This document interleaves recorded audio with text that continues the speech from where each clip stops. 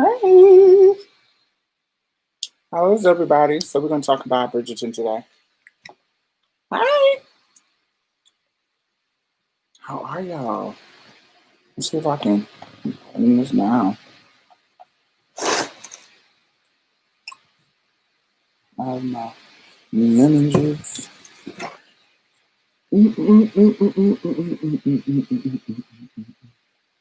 I hope y'all have seen the show so we can talk about it. If y'all haven't.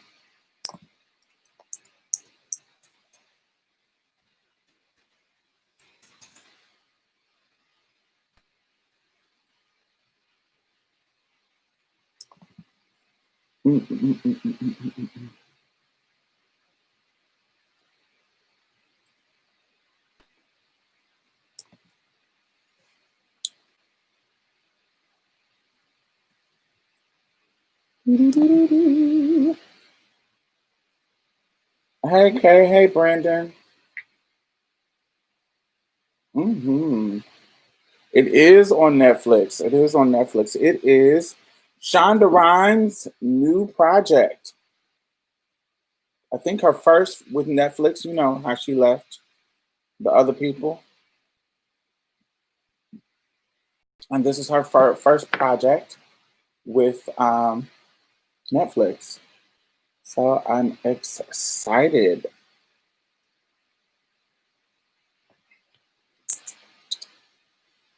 So it is set in the Regency era of time. Y'all know it's a lot of white folks.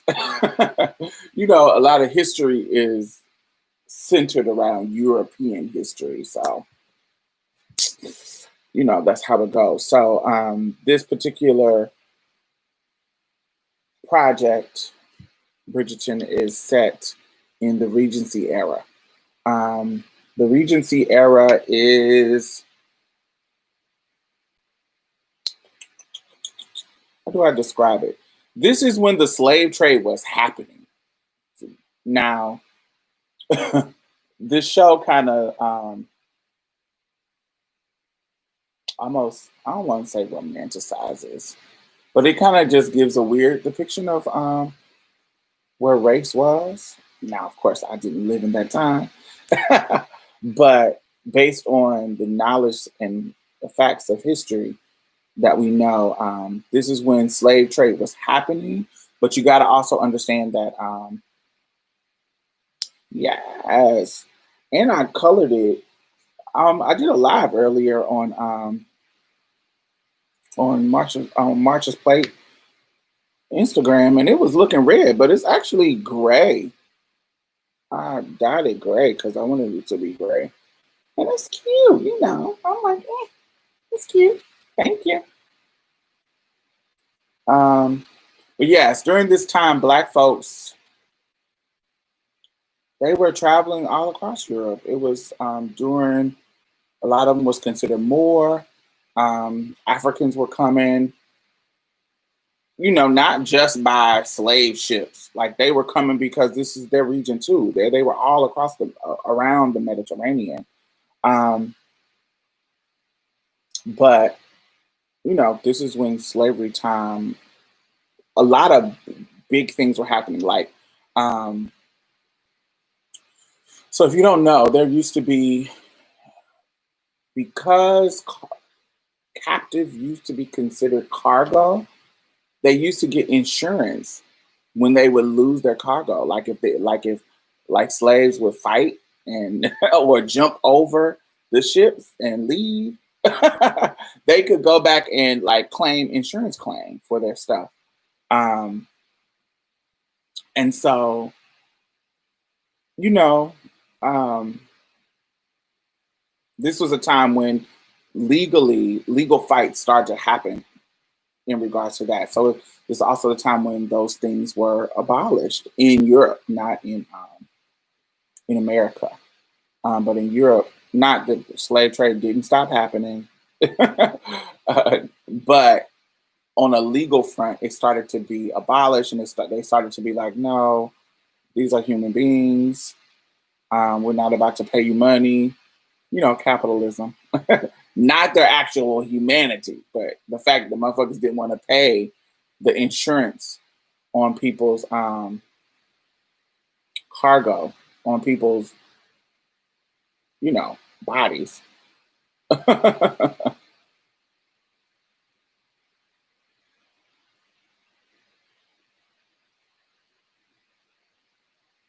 So so this time when it comes to race relations, it still was a lot of racist shit. It just was a different time. It was not like this is before what we know as um, the abolishment of slavery. This is a time when slavery was coming up, like it was happening, like it was, they were snatching motherfuckers. This is the snatching motherfuckers from their tribes and from Africa. This is that time. It wasn't a time where we were enslaved, but you get what I'm saying, where, oh my God, we are enslaved. We are here. We're on the plantations. This is, when the transport was happening, the years of the transport, the actual trading. So it's quite interesting to see Black characters, because they did live in London at this time. And I don't want to say this is how it would be, but it just seems that if when that's the backdrop, it's like, because if y'all remember the show, the movie called Belle, that was based on Dido Bell. She was depicted in a painting, a popular painting, because her uncle raised her, and she was a Black noble's woman. I can't remember exact details now, but she was the product of a nobleman and was it a Jamaican woman? Or African woman? I can't remember exactly, but she was biracial, and they raised her as a noble woman. Um, and she yeah, it's a whole story. So around this time, that's something to look into. I got a whole. Let me look into. This is a whole for y'all to learn about the Regency era. Yeah,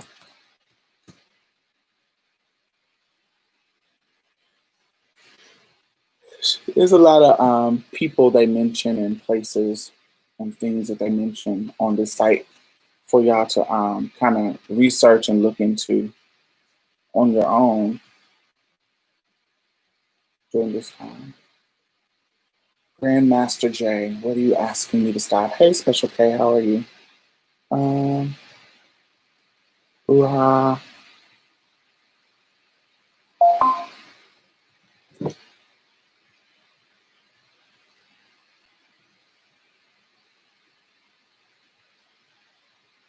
So, yes.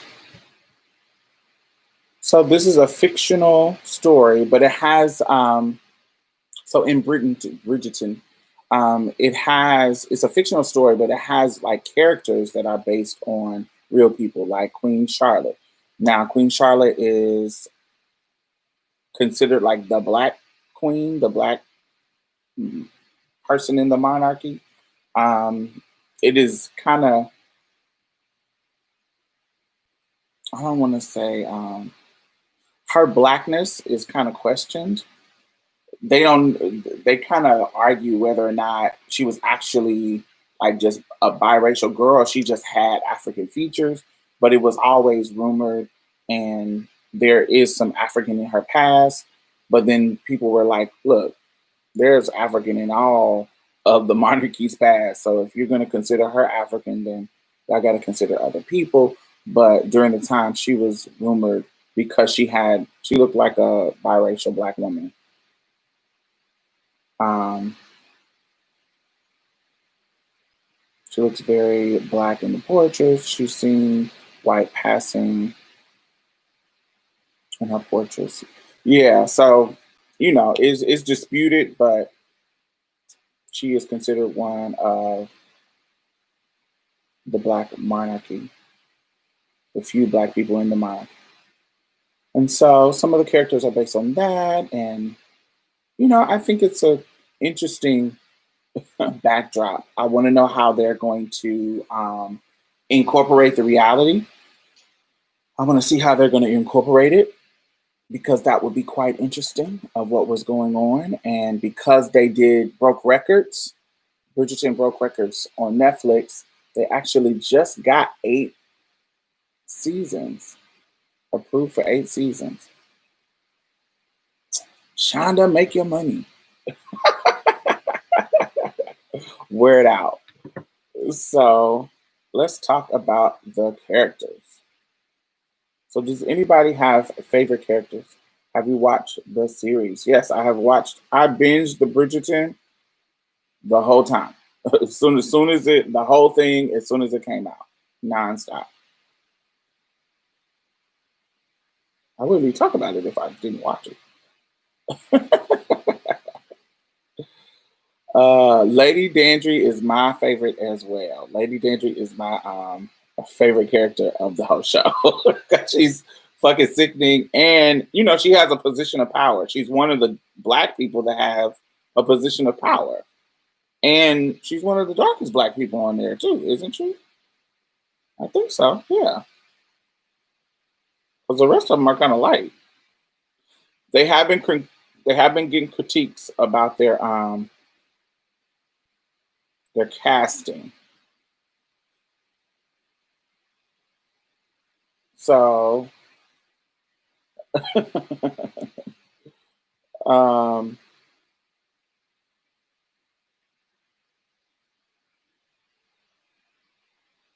yes.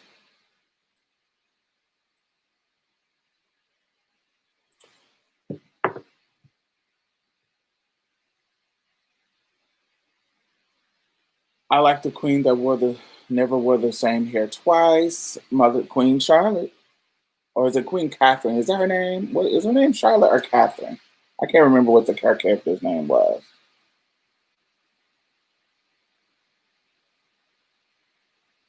Charlotte. Yeah, she's Queen Charlotte. My bad. Queen Charlotte. Oh, sorry, because you mentioned you hope they address race when they didn't really, but I understand you mean the future. Yes, in future seasons, I hope they address the reality of what's going on. Um, the reality of what's happening in the world during this era.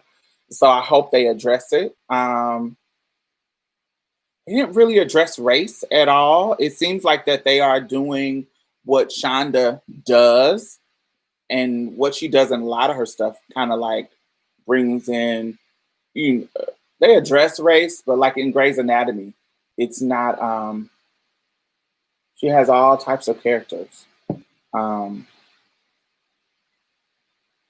and in this particular show, it it doesn't really just hit on race. It just didn't. Um, Not really at all. Like I don't remember. I don't particularly remember seeing that kind of stood out in regard that was about race. So the main character seems to be, of course, the Bridgertons. So they are a family. The father has died, and it has left the mother and the older brothers. Well, the brothers, not necessarily the older brothers, but the brothers. They are doing what women and men do during this time, trying to get chose, trying to get the best political and financial option to marry. Which is these type of shows. I'm rewatching Game of Thrones as well. So when I was itching. Um, I'm rewatching Game of Thrones, and this era of shows always, when it comes to women and women's rights and women's power, women's options, anything to do with women in this era of time, it always is quite interesting seeing how they navigate this level of patriarchal rule. Is quite interesting seeing them navigate, who they can marry, how they get married, who they want to love, who they want to try to love, who they want, options that they have, how they navigate all of that is the difficulty in societies that are based in this level of poverty, that give men this level of power, where it's quite interesting. I always find them quite interesting. Um, the idea of how young these girls were, like the games we play now, and the age that we consider, you know, a woman of consenting age, it is totally different than back then. These was young little girls. As soon as you start bleeding, you a woman, and it's time for you to get married and make me some sons. So, like when we think about most of these girls, they were teenagers. They wouldn't be of the age that we think of now. Like, oh, 18 years old, 19s, 20s. These girls would be like 13, 14 years old, making woman decisions themselves or their mothers navigating them through woman decisions. Like, you gotta get a husband, you gotta get a husband, you gotta get a dowry or whatever. You gotta make us some money. So and you gotta keep our name respectable. That also was another thing. It's not just about these things, doesn't just decide how you're gonna live in regards to like money. These things decide your name and your legacy. So it's quite interesting to see them navigate that. I remember on seeing them parade their girls. Every girl, even I don't know what's the girl's name. Is it Featherton or Featherdown? Um, what's the other family name? Not Bridgerton, but it's something about Feather. Let me look it up. Let's see.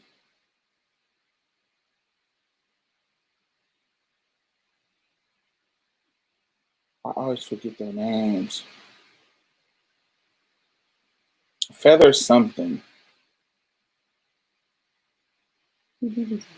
Featherington. The mother of the Featherington girls, she comes in, they got the cheap dresses. They got the cheap dresses, cheap, colorful dresses, and they tip in. And just them parading how they parade their girls. Like, this literally is, I am selling my daughters. It is not that doesn't happen in our era, but now it's kind of clandestine in a way. They don't talk about it. They don't do it out in the open in the same way that this this era did it. It was just out in the open. It's like, okay, so my daughters are of age, so let's see which men let me parade them, put them in their finest gowns and parade them. I find it interesting that the West was moved away from these ideas, but many majority of culture across the country still have these practices in places today. They touched on using the wife to procreate and a mistress to explore your curiosities. Made me think of the relationship between master and slave. Absolutely. And they pay the men to marry them. Ain't that crazy? That is quite interesting because Brandon, I remember this book. I don't know if I have it. I thought I did. So it's a book called Jubilee. It's by Margaret Walker Alexander. And one of the main characters is Veery. She's a biracial, product of slave and slave master. And in the book, one of the things that I really, really learned is the culture of that, how that transferred from Europe into the minds of how men um, navigated slavery here in the States, because that is literally how he, in the story, how he taught his sons to be. Your wife, your white wife, is your Christian wife. Now they done came over here and they're of the pure. They're trying to be Puritans. We are, you know, any type in this era, any type of sex that did not procreate was sinful. It wasn't just, oh my God, homosexuality. It's any type of sex, whether it be masturbation, any sex that wasn't intended to procreate was not holy. Any sex, even heterosexual stuff, any sex.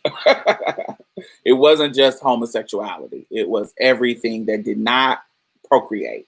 So with your woman, your wife, if I'm a white man, so if I have my white wife I have married her, and she is holy, Christian, chaste, and like pure. She has this image. When I want to do freaky, nasty stuff, this is how he tells his son, um, you don't do that to your wife, you do that to your slaves. So that mistress, you do these nasty, freaky curiosity stuff with them. You don't do it with your wife, because that is putting a stain on her. That is putting that is lowering her purity. And you only fuck her to make babies. That's the point. Which is kind of, which is why I always want to know, this is a side commentary. I would love to hear or see. I know that a lot of things have been destroyed in the race.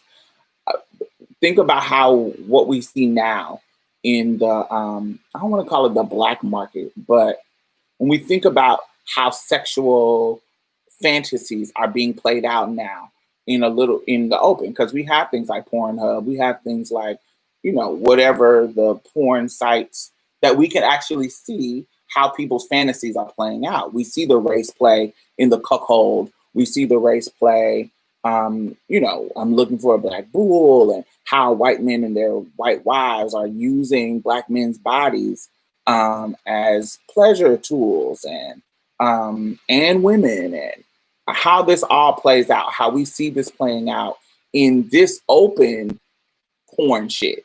You see what I'm saying? So I can only imagine how these things played out during that time. We talk about the slave master raping the slave woman, but we don't. I would love to hear us talk about other ways that kind of would manifest, even in like in a queer eye, and not just on no rape shit, like on in love triangles, like love triangles between white women and black men, black men and white men, um, slave and slave. How that I would be quite interesting to hear how that played out, and see writings. I know things weren't legal back then, so it couldn't be written about as openly as we have the privilege of seeing it now. But I would really, really want to know how some of those things played out during queerness played out in that era that was controlled in that kind of way. Because we hear about it being played out further back, like in the Regency area, the Regency time, in the writings of people who were able to write back then. But I would love to hear, I know we won't, because it was illegal to read and write. So we wouldn't be able to hear how some things were playing out in this space. So there's something to think about. And not just on no superficial level, like I've been hearing these little, buck breaking, where the slave men would rape the slave, that hotel little narrative or whatever. I'm talking about on a more intimate, serious human human complexity of sexuality level. I know it's not just evil. Sometimes love can happen, and sometimes things, human emotions can complicate things a little bit more, make things a little bit more complicated than just rape and just the horrific side of it. There are some nuances that had to be happen in those spaces as well.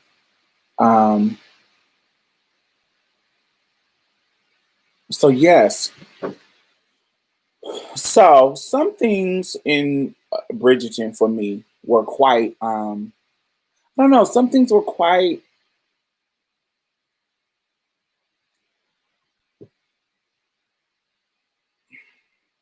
like I feel like the the black guy's father, um Simon, I feel like the relationship between him and his father was kind of complicated. It was not just kind of complicated, but I felt like it was like I feel like they should have complicated that a little bit more in the sense of it just was like, really, you this mean to your child and you see them growing into something good? Like he wasn't dead. Like if like you know what I'm saying, if his whole point was to see his son make his legacy sickening, he would eventually got to a point where he got over it because he would eventually see him like doing good. So I would have felt like he would have like, oh, it would have been like an aha moment, like, oh, yeah, he might have been mean to him when he was a little, but he would have come up to the point even before he got sick, where he would have got to the point where he would have seen the potential of his son because his son became a tall, attractive, um, you know, with a good speaking voice. When did he get? You had to get to the point where you saw this potential of him manifesting into what you wanted him to manifest into.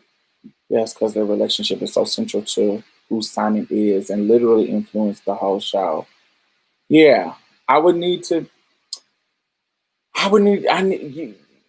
I would need to see that middle space. Like I could see, like if you thought that he was a retard when he was younger, I can. I don't. I can't see me doing that to my child, but I can see somebody being shady. And so, how do you?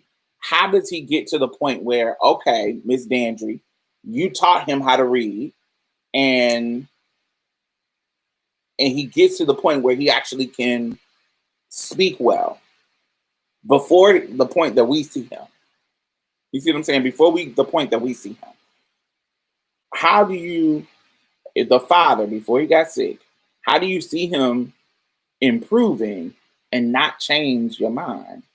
If your legacy is what matters and you're literally trying know that you're going to leave your legacy to him.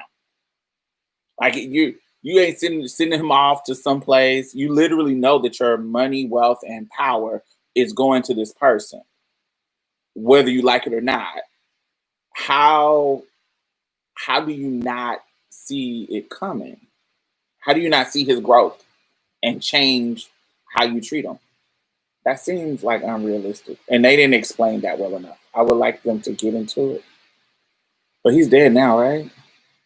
So I don't know if they're going to get into it or if it matters.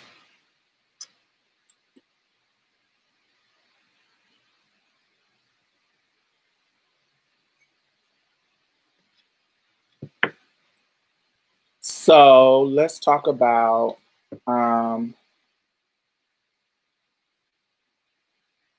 I feel like the Bridgerton's Daphne. Let's talk about Daphne. So I feel like Daphne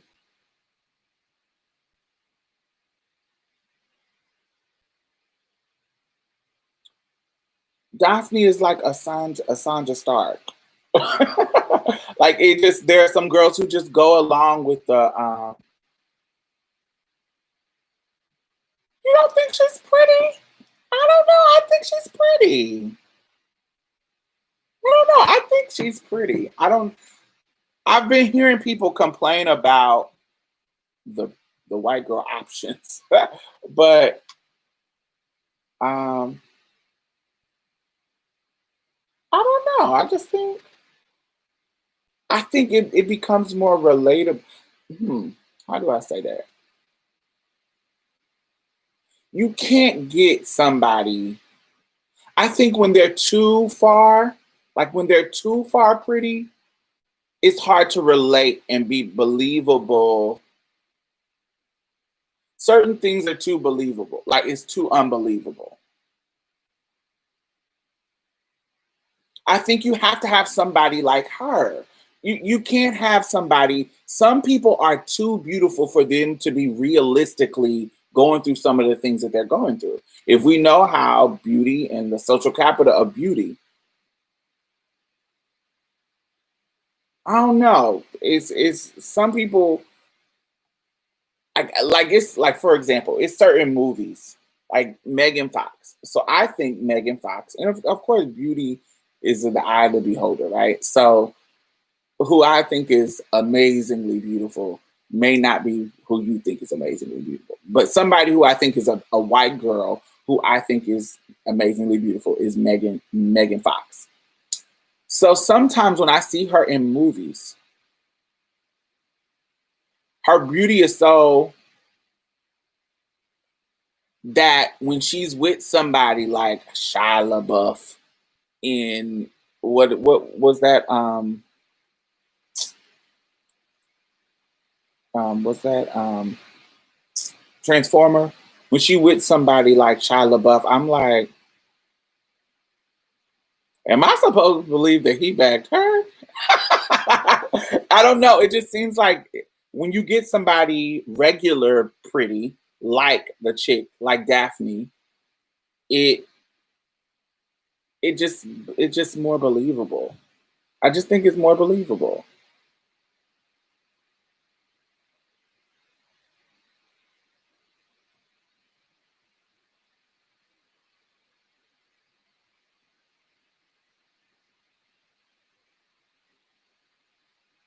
She's all right. Definitely not something to write home about. I think that that's the point. I think it's like you're not average. You're like right here. You're not stunning. You're like right there at like, honey, you put some cute hair on you and a sparkly gown, and you look stunning. But you can be a plain Jane too. I don't know. It's hard to explain. I think that is what makes it believable. Yeah, after the third episode, I was over it. I think for the time period, she would have been considered very beautiful. That plain Jane look is loved by the British. Honey, look at their royalty, child. I was looking at cause look at Diane. Diane, they was making it seem like she was stunning, beautiful, and I was watch some documentaries, and I was like, okay. Not that I didn't think she was pretty in a way, but she was exactly what I'm talking about, where they're just not. She ain't no Grace Kelly or she's not that stop you in your tracks. It's like it's something wrong but something right in a look. But I think that makes it more relatable. I think that makes more um it makes it more relatable. Like it reminds me of what they were what they what I there was this thing about music, this study of music and pop music, what's popular and what becomes popular. Um, and what they learned is that people like singing that they can do. Not it doesn't like they really like singing that they can do. So people who sing like a Britney Spears, who don't do all the stuff that I can't do, yes, people are gonna like them. It doesn't make people not like them, but they're not gonna get to the success of pop stardom. You have to be there's a certain plain all American vocalist and look that you have to have. Look at look at this is gonna be really, I know this is gonna be controversial to say, but look at Whitney Houston and Kiki Wyatt. So undeniable voices on both hands. But there is a and there is a not plain and regular with Whitney Houston. Not she's not a regular voice. She's not some average Joe Smo, but it's it's God, how do I explain this without undermining Whitney's talent? Um, Whitney can't do a lot of stuff. She can, like, she has a range, she has the power, she just has a versatility that makes her more palatable. It makes her more like a Dina Cass in Dreamgirls, other than a Effie White. Whitney has a very palatable voice. She doesn't do too much. It's not that she can't do some things, it's that she just doesn't do too much to where she's pigeonholed into like a churchy or like a Kelly Price, Kiki Wyatt, where they can do some shit that's like, ooh, shit. That they can go they can do too much where people can't relate to it, where the average person can't mimic it and can't I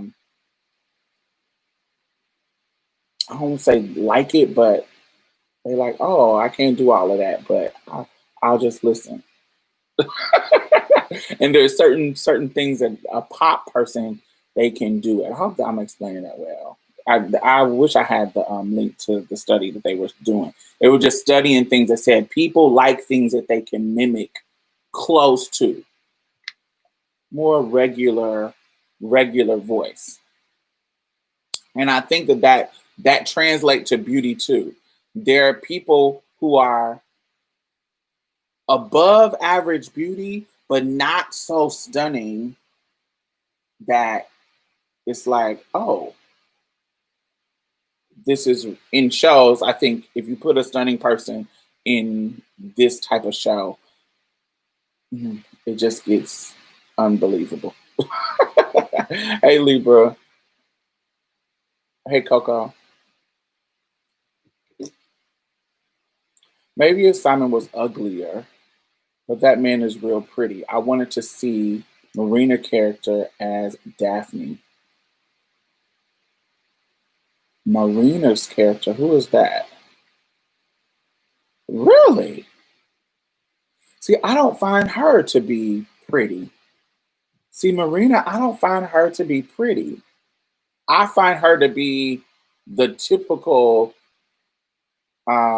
mixed light skinned girl, but I don't find her to be. She's exactly how I feel about Daphne, is exactly how I feel about her. I felt like she cast people who are regular. They have pretty things about them, but like Brendan said, pretty in a way. It makes sense. People need to be able to see themselves in instances. Yes. This color on you. Thank you, Jay. So yeah, Marina's. I didn't want it to be Marina because that would have been cliche. I don't know. I like that. Yeah, everybody. I'm trying to think of who is not average looking on this cast. Yeah, everybody is quite regular.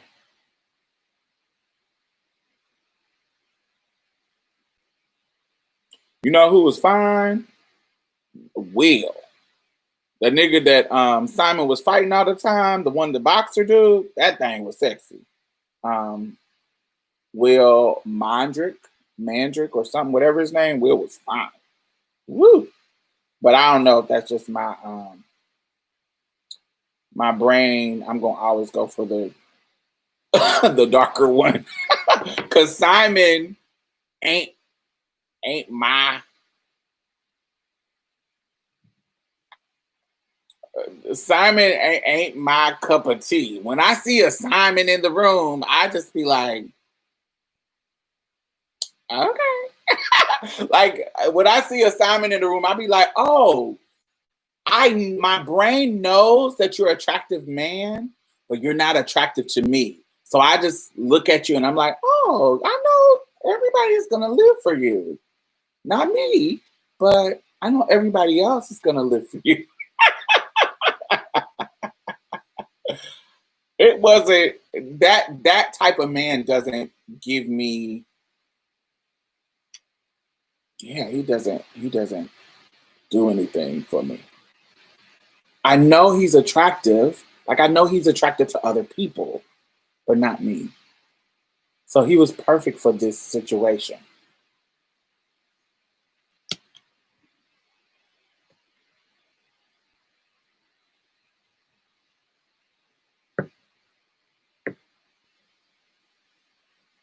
Two, he was too pretty. I don't know.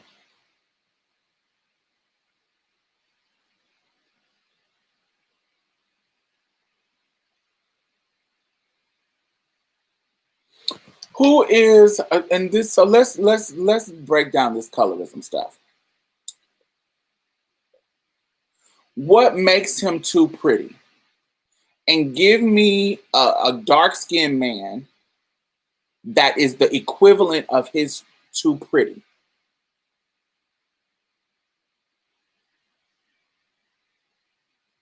Name a dark skinned man that is too pretty in the same way that Simon is.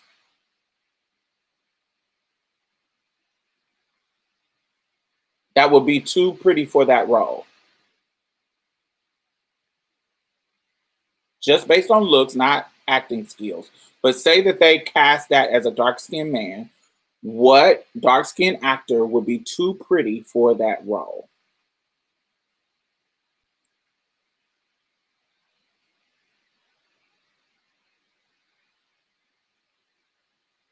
Because I always feel like when people say dudes are pretty, they just be light skinned.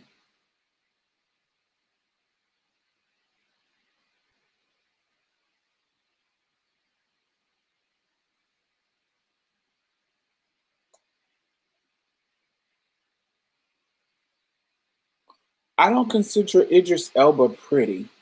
Tyson Beckford. Do I consider Tyson Beckford pretty? Yes. I don't consider Idris Elba pretty. Lance Gross. Do I consider him pretty? Hmm. I don't know.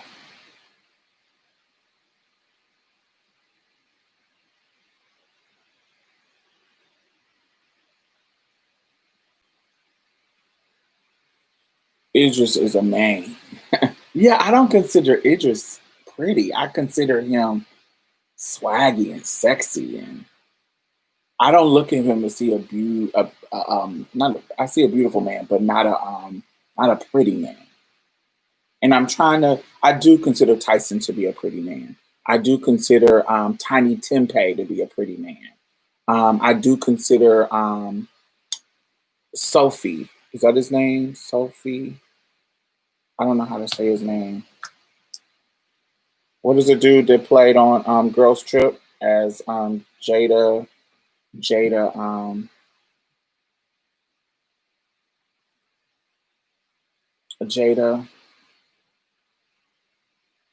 that played the young dude that hooked up with Jada?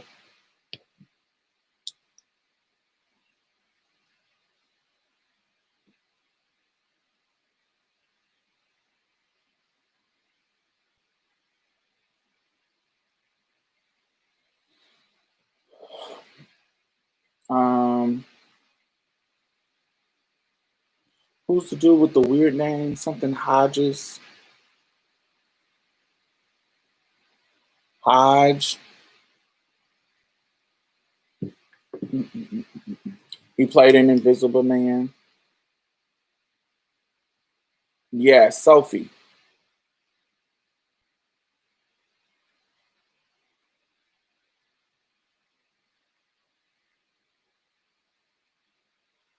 Yeah, Aldous Hodges, him, Sophie.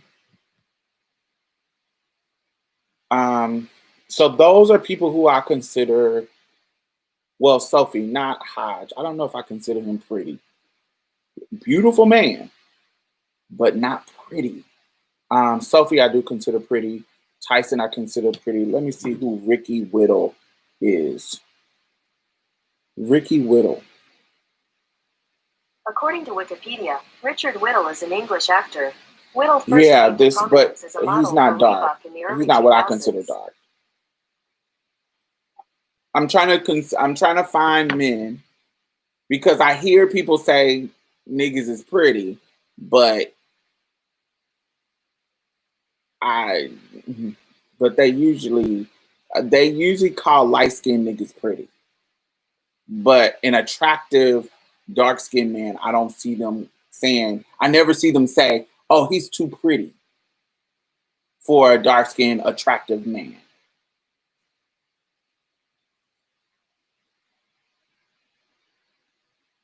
I never see them say that. I just never see that. I never see that descriptor be put on a dark skinned man. Too pretty. And usually when somebody does it for a light skinned man, he's just fucking light skinned. He's an attractive light skinned man. And they just say, oh, he's pretty. Something to think about. When you ask a white girl to name a hot black man and she says Blake or Lenny Kravitz, ugh, no. Tyrese, do I consider Tyrese to be pretty? Definitely beautiful. I just,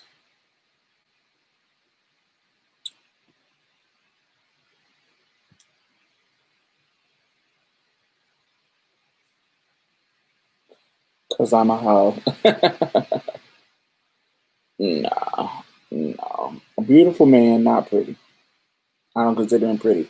So two that y'all named, Sophie, definitely Tyson. Lance, I don't know. I don't consider him pretty. I don't know, maybe sometimes. um, I consider ASAP Rocky pretty. I think he's a pretty man. ASAP Rocky is pretty. That's what I consider pretty. Not all light skinned men and women are not that attractive. I'm just saying. Yeah, I don't think that's what we're arguing. We definitely know some unattractive light skinned men and women. You're not gonna have any argument here, I don't think, with that. I don't know if you're a boy or girl, but brown. No. That's what we're trying to uncover the nuance because we said that Simon was um was too pretty. And I'm like, okay, who is a dark skin equivalent to too pretty? The only pretty light skinned guys that does it for me is Yves Matthews. Um pretty.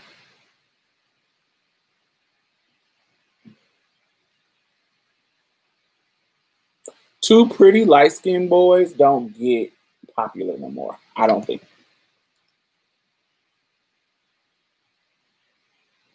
I think you're very pretty. You remind me of Etta James. Thank you. Because I'm fat and light skinned. So I'm gonna always get Martha Wash or Etta James. We're talking about men. We're talking about men. We're talking about men. We know Lupita is gorgeous. We talk about men right now. Men who are considered attractive and too pretty. Not just handsome, not just like too pretty. Who would you label too pretty as a dark skinned black man? Too pretty.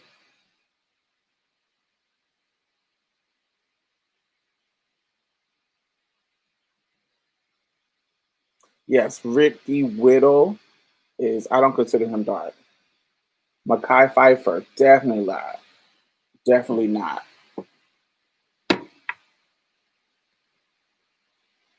Dark, like what I consider. Oh yeah, I'll be forgetting people have different ideas of what dark is. Um, Gosh, I don't know. Like all the people we name, I consider that we just named, I consider dark. Mackay Pfeiffer, Morris Chestnut, um, Tay Diggs, um, Idris Elba. I consider those people dark. So that range.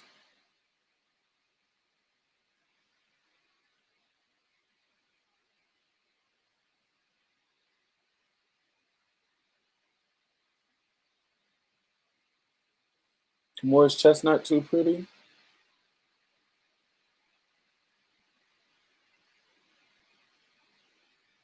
Yeah, Morris Chestnut I think is a pretty man. I don't know if I would say too pretty, but only people we've said Tyson so far. We said Lance Gross. But I'm so remember what I'm saying. We're talking about Simon, the light skinned guy on Bridgerton. The It was said that he was too pretty.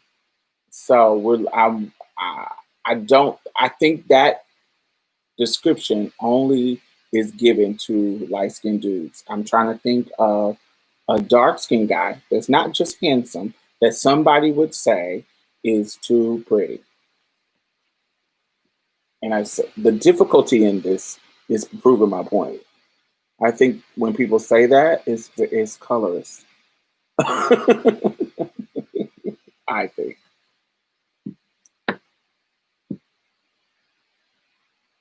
Brandon, that's my point.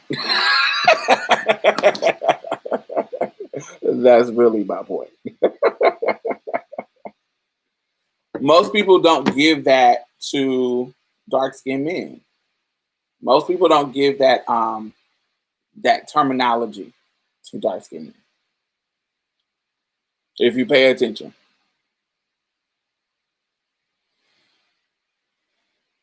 They're not afforded, they can't, for some reason they can't be too pretty. Too pretty.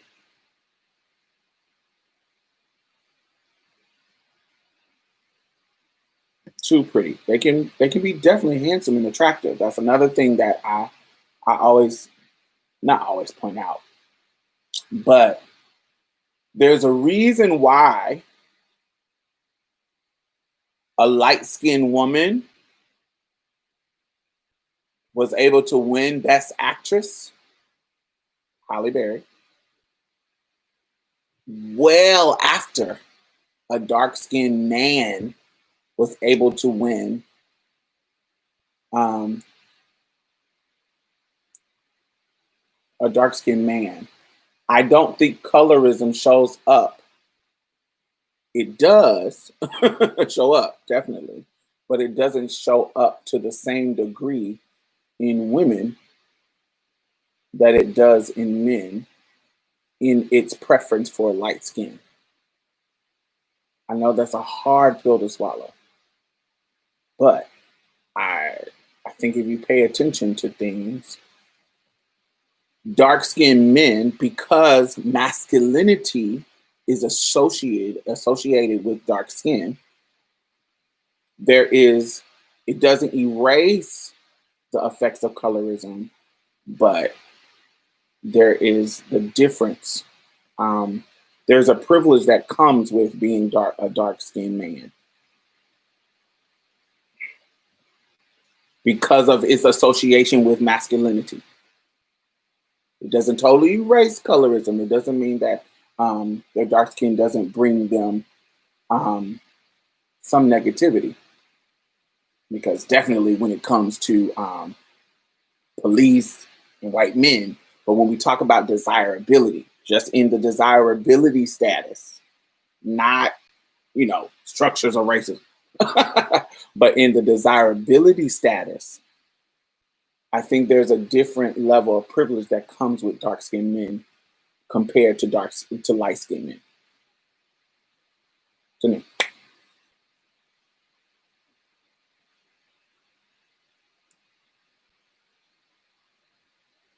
Anyway, we done went off the rocket. So, what do y'all think about um, the abortion baby thing in Bridgerton, Miss Marina?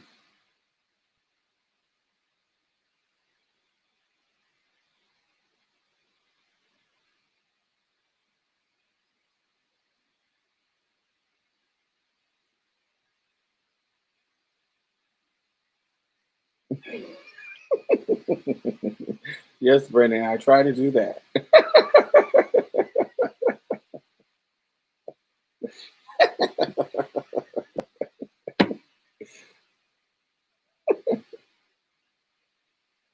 I hate that it was a black girl storyline. I hate that it was a black girl storyline.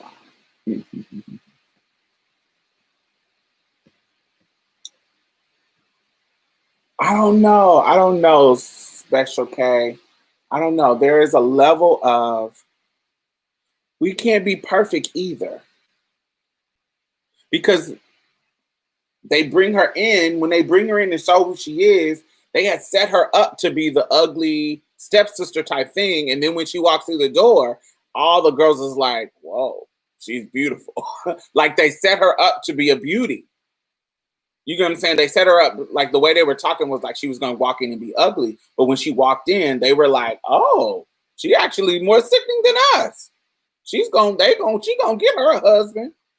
So they gave her a atypical, she's portrayed as a beauty on the show.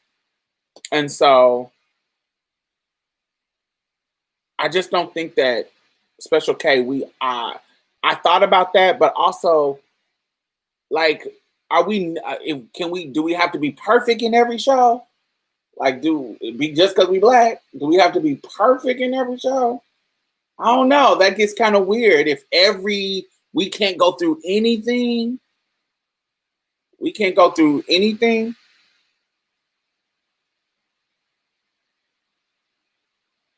I don't know. I don't know. I get that. It's not that I don't. I'm not. That's that.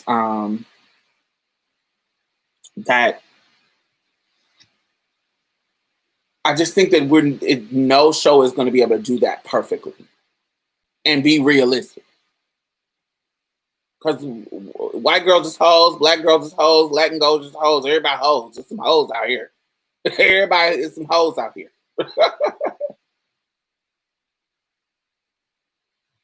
This show is challenging norms, so they could have done the same. I don't know. I don't know.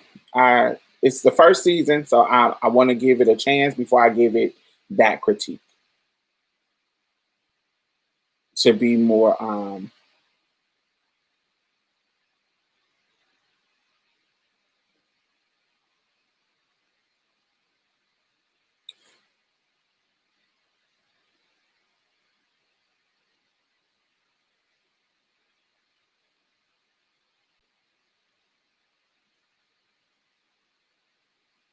It was typical of the time if you were unmarried and of no means to be deceitful and promiscuous. Is that what you're saying, Coco?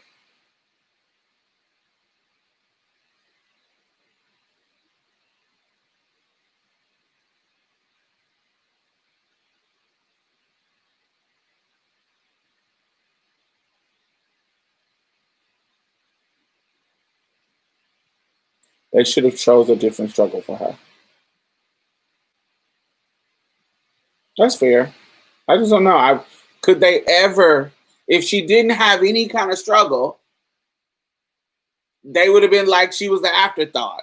But if she has any struggle that she has, we can root to racism. So if she would have been, what struggle could she have had that we couldn't root to racism? what struggle could Morena have? Not the pregnancy that we couldn't say, oh, the black girl is the hoe, or oh, the black girl is the schemer, or oh, the black girl is the sneak. Um, Whatever, like anything, any struggle. What could she have had that could not have been? Oh God, they made the black girl this. I mean, isn't every struggle could be connected to that? That a woman could have?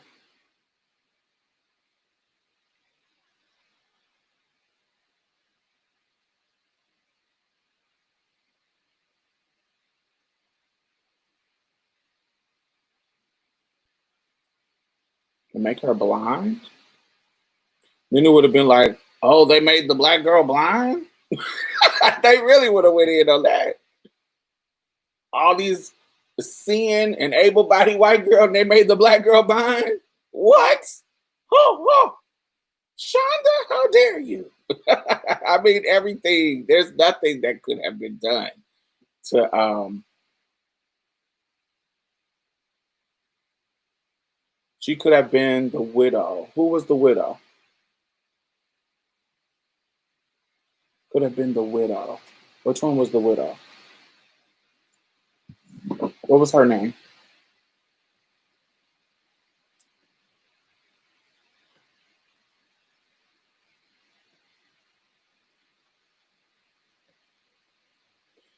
To have been given an abortion or have the baby taken away.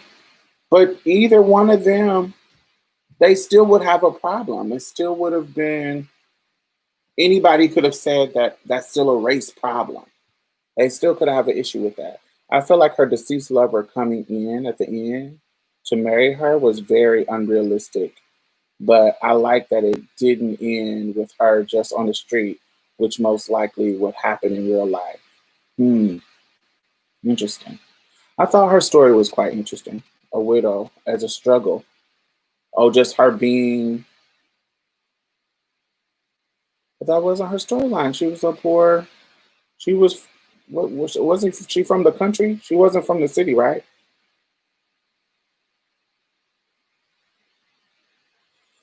But to be Lady Whistledown, you couldn't have been from where she's from. To know all the tea, you had to be in the circles.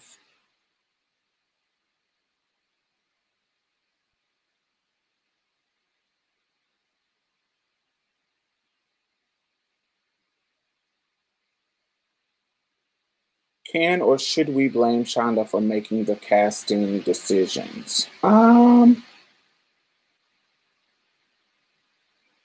Yes, yes, yes.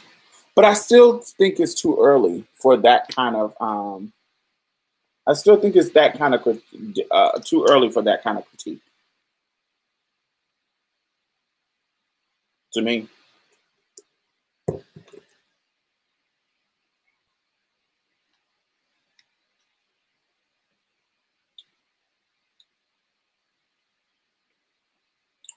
I don't know. I'm just not that. I'm okay with the critique.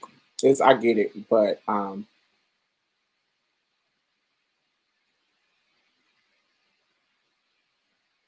yes, I think it's too early for us to, because we don't know where she's gonna be, and there has to be a um.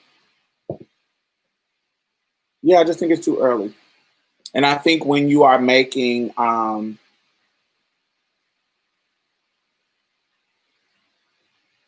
Shonda Rhimes makes content intended for everybody. So there is a color blindness that happens in things that she creates. And I think to appeal to everybody, you got to do that. It's a tough decision, and you're not going to make everybody happy.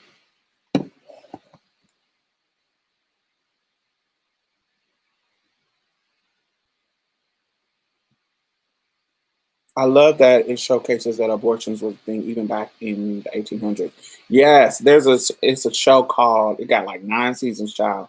It's a show called Midwives on Netflix. That's really really good. That shows the nuances of abortion and stuff like that. I wanted to know what tea she made. There used to be a tea. It is called,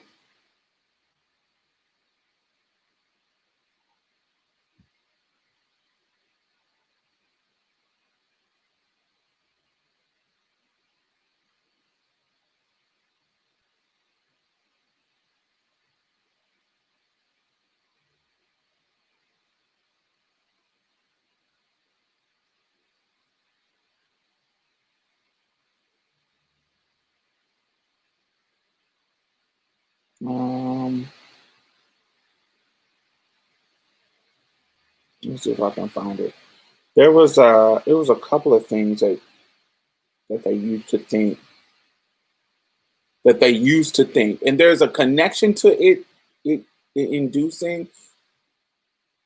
It didn't work. No, no, no, it didn't work in the show. But it's something that they used to do back in the day. It's called something.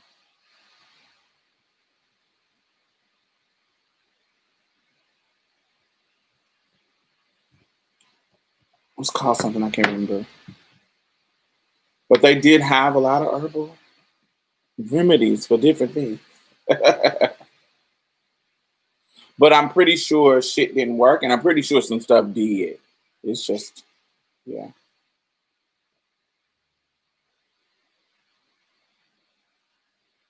But yeah, her tea didn't work. It just got her sick.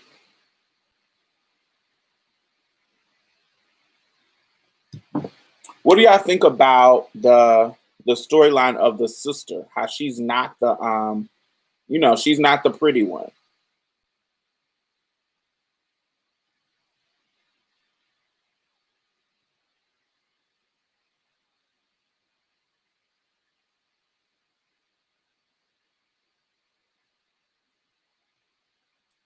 Yeah, the Lady Whistledown reveal wasn't a shock to me at all. The Lady Whistledown was quite obvious. Once she talked about the girl being pregnant, I knew it was the fat girl. I knew it was her. She was the only one who benefited from that story getting out in the moment. That's another example, Special K and Brandon. The fat girl story of being in love with the guy that don't love her and ignores her because she fat. That's such a stereotypical fat storyline. Like any fat girls could have an issue with that. Like that's something that's such a I'm the fat girl that no, I'm not the desirable one. Nobody um I'm in love with this boy that he ain't even paying attention to me. That's like any like it's gonna always be that. Like I feel like there's no way to do it perfectly. To me, a critique can happen after that is being repeated and it is not being nuanced over time. Like if your characters keep doing this same storyline, then I'm gonna be like, yo, Shonda, what's up? But Shonda has a history of nuancing her characters. Like it may start out as something stereotypical, but then it goes into something else. And so it's too soon for me to give her a critique of you're not doing what you're supposed to do to push culture forward. You feel what I'm saying?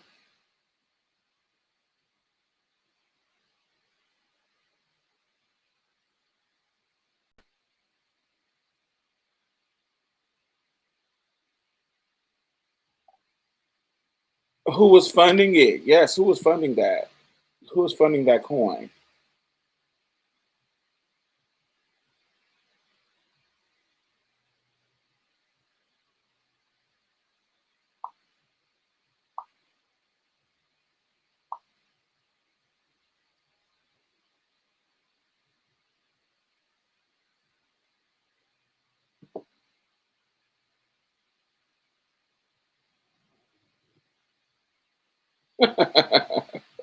She had all the tea, but didn't know about the big T. Right.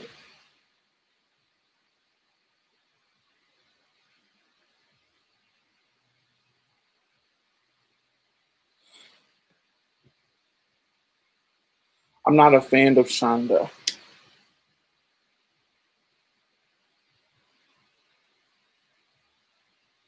Yes, I am a fan of Shonda Rhimes. Like I was a fan of Scandal. I was a fan of what else? Scandal and something else that she did. I can't remember. I didn't really watch Grey's Anatomy like that. I know a lot of people who did like it, but I didn't really I didn't watch Grey's Anatomy like that. But I know that it was a diverse cast. Yes, I loved How to Get Away with Murder. Love that. Yeah, that's what it was. How to Get Away with Murder. Scandal, How to Get Away with Murder, and hmm, those are my favorites.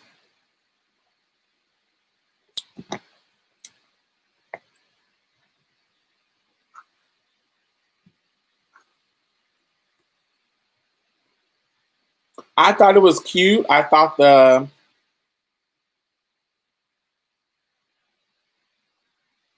I that's so typical. Like that's so like you knew that was coming. That's so storyline. We hate each other. And now we do. Now we don't. You knew that was coming. You knew how it was set up. That's the stereotypical story. I thought, oh, so what about consent? Okay, this is what because now we talking about an era, a time where we wasn't woke, honey. We wasn't woke at all back then, honey. So do y'all consider what Daphne did to Simon rape when she wouldn't get up off of him when he wasn't trying to nut in her? Because nowadays we would consider that if we were talking about it, we would consider that rape. We would consider that not having the right consent. You have a right to consent to the sex, but then you're kind of forcing me to do it. It gets kind of witchy, right? It gets kind of witchy when you get to that in that situation.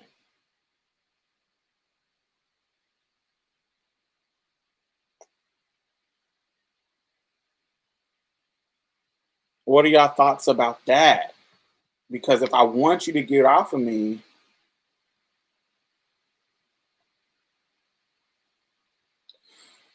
was it realistic to marry someone and expect to pull out every time? Shit, we're talking about somebody logically thinking that, oh, I'm not gonna have kids at all, but I'm fucking. Just put do we do? I know they probably thinking now, but we know now that pull out don't work.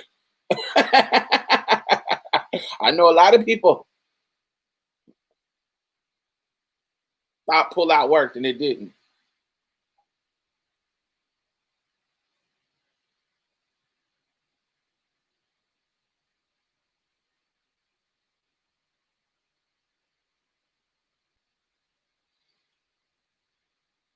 Wait, wait, wait, wait. Wait, wait, wait, wait, wait, wait, wait, wait, wait, wait. This is a good nuance in the situation. He did want to fuck. So is the rape part that he didn't wanna is the nut part, the actual nutting? Because he did want to fuck, and the consent for the fucking was real. But and did he? You get what I'm saying? It gets real witchy when you get to breaking it down to the what ifs and what if not.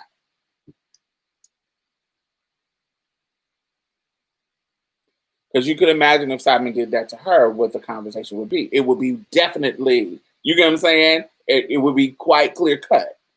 Exactly. But like she didn't control it if he nutted or not. So I don't see it as rape. Hmm. But if she doesn't get off on top of him when he's trying to get her off so he can pull out, that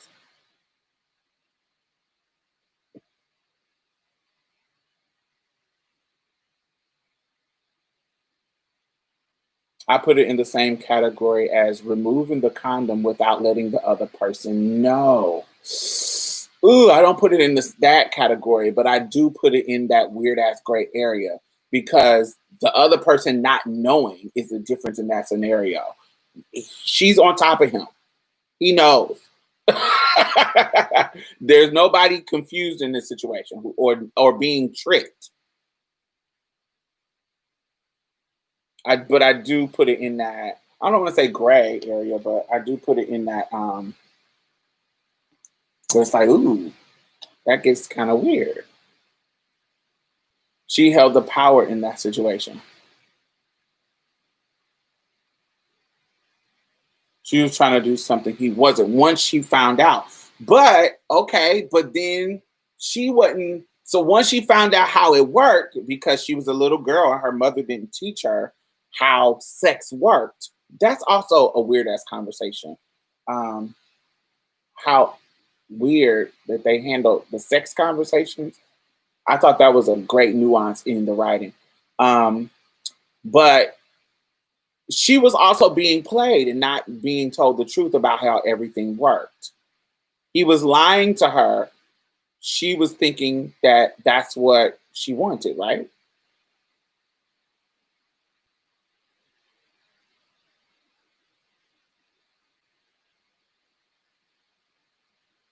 Because in the beginning, like towards the end, when she found out, she knew, oh, he's not trying to have a baby with me. But in the end, in the beginning, no. In the end, she knew. But in the beginning, she didn't. She was young and dumb and didn't know how that worked.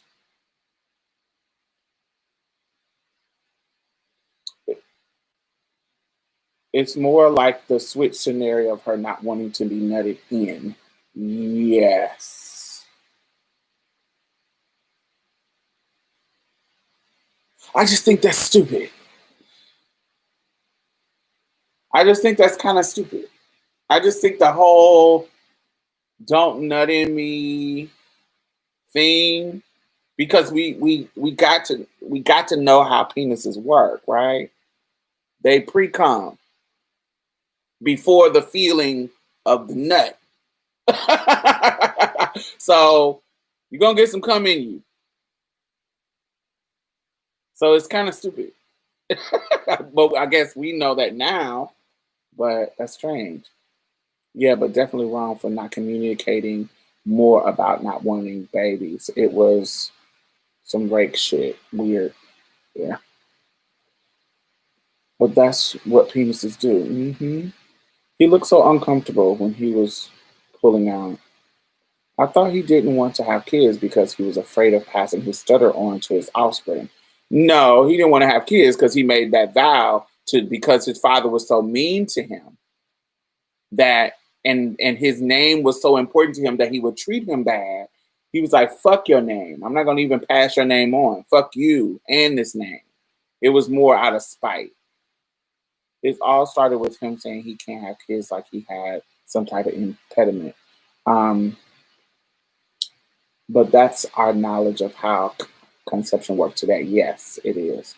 Yeah, it was stupid, but she was wrong in that moment. Yeah.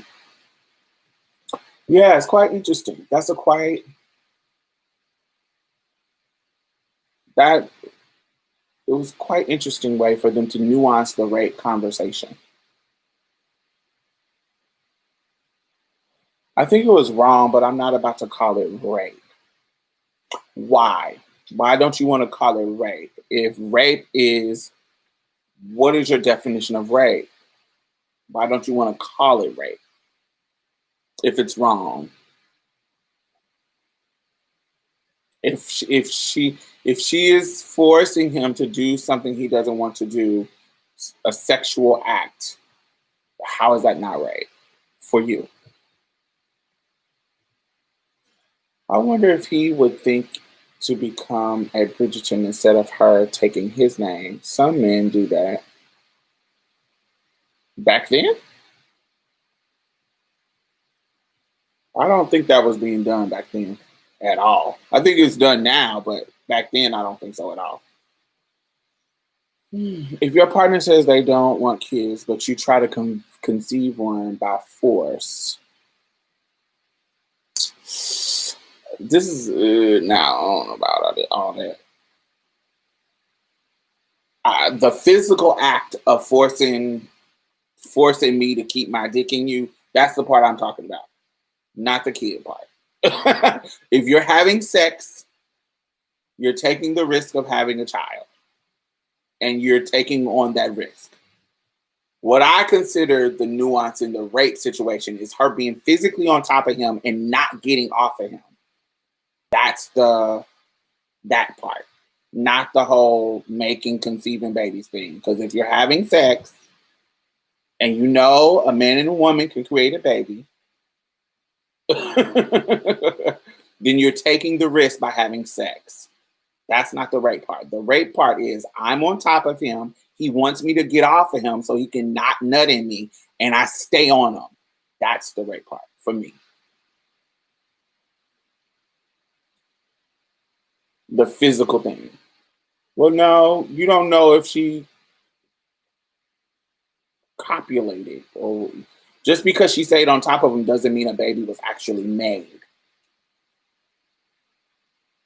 But the physical act of forcing you to be in me.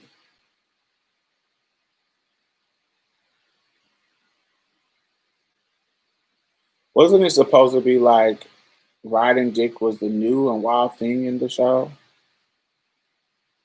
I didn't get that all. Was that the point? I didn't get that at all. Oh no. Hmm.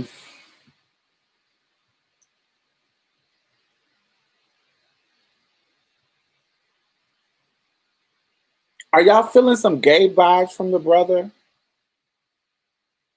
Are y'all feeling some queer vibes from the other brother? And the dude, or and maybe I didn't pick it up, but the dude who the older guy that does the sex painting parties, are y'all getting queer vibes, or did I miss a conversation? I was getting like he was trying to turn them out or something. Did I pick up on that right? Because I didn't get any, I don't remember any conversation that confirmed it for me, but I was getting like he's trying to turn the brother gay or something.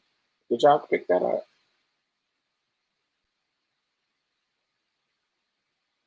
I think they reserve writing for the mistress, not the wives. Did somebody teach her to get on top? I don't know. I think she had a conversation with her mom, but I don't think it was about getting on top. It was about how babies are made.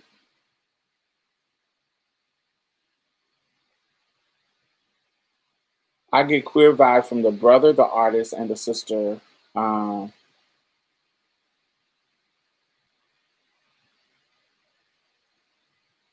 Sister under Daphne. Do you get? I don't get queer vibes from her. Do I get queer vibes? Maybe. I don't know. I definitely get it from the artist guy and the brother. Maybe it can easily go queer with the sister under Daphne. It can easily go queer, easily. But I'm getting, feminist straight girl. I don't want to be prim and proper straight fish, straight girl. Trying to get out of saying fish. He didn't look away when them two men were having sex. So I think I missed some of the queer stuff because I may have been doing something that was distracted.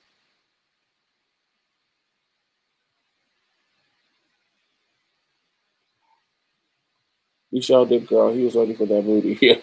I got that vibe. I was for sure. I didn't hear anything confirming it, but I guess y'all saying it was. Um, Eloise's big lesbian vibes. The artist wanted him to join the party atmosphere, but when they were caught in the room, there was a conversation. Okay. Yeah, I got it vibe. I was like, oh, he feel like he's trying to turn the trade out. He gave me, I remember when I was younger, it was always older queer men always trying to set a vibe for the straight boys in the hood.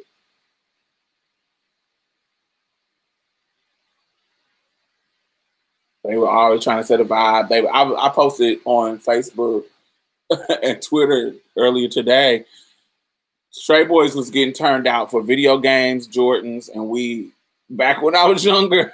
Because all the gay boys who were older than us, like older men, like in their 20s or older, if you go over their house, they always have video games. They always had a sickening collection of shoes, and they always had some weed to smoke. That's how they would, convince the niggas to come through.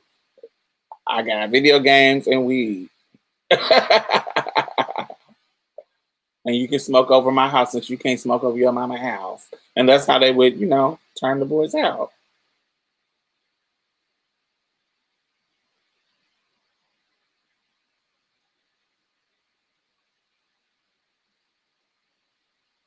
I get men ain't about to run my life vibes from her. Yeah, that's what I got.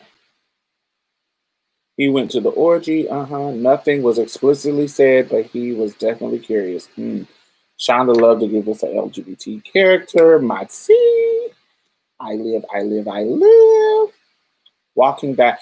Oh, another thing. There was a lot of trans, when I was doing research, there was a lot of trans stuff happening during the Regency era. Dr. James Berry, who was the first doctor to do a successful cesarean in South Africa, was a trans man in this time, in this era. Um, he did in 1836, he did the first, no. The first successful, not the one in the world, but the first successful cesarean in South Africa. Dr. James Berry was a trans man. They found out that he was actually born a woman at his death and like super old. Like he was like either 80 or 90, something like that, or something like that. I can't remember. But he was in the army and everything. There was a woman, a lot of these, like a lot of trans men, women living their lives as men for long periods of time. There's a lot of this shit going on. Yeah, it was a lot. So look into that. That link showed some of them as well that I sent to y'all, just in case y'all didn't get it. There we go again.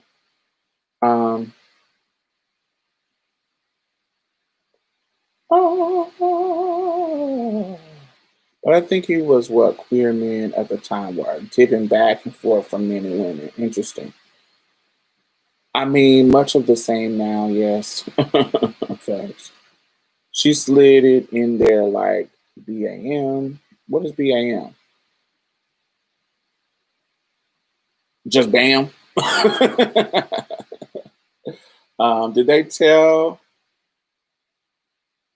Did they tell they got turned out? So they really wasn't straight in your hood. So I think of, I don't know. How I think about labels is different. I don't know. It's hard to explain that. I think a dude, if I think a dude who prefers women that is circumstantially an opportunist and messes around with men for opportunity, I don't necessarily consider them. I, I don't. I don't consider them gay. Of course, we can argue they bi and da da da. Yes, of course. But I don't know. It's something about when you do it just for opportunity and not for pleasure that does for me. Other people, I understand it when other people do it. I understand if you consider them gay or queer too. I understand it, but in my brain and in my mind, if you're just doing it for opportunity and not because you like it, that eliminates the I do it because I'm attracted to it. And so therefore it eliminates the sexual orientation part of it. To me, I understand when somebody says, oh no, they're gay, I get it. Or no, they're bi. I get it. But for me, if you're only doing it for opportunity, I don't think of it as your sexual orientation. It's like if a woman who is married to a man only does some dyke shit with her husband for his birthday a couple of times in their marriage. Is she gay?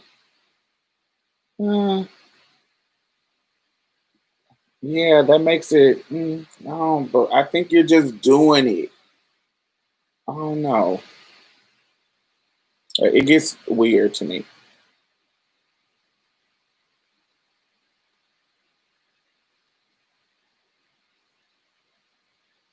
because I'm trying to think of like I done sucked some titties just to turn niggas on, but I didn't. I don't like.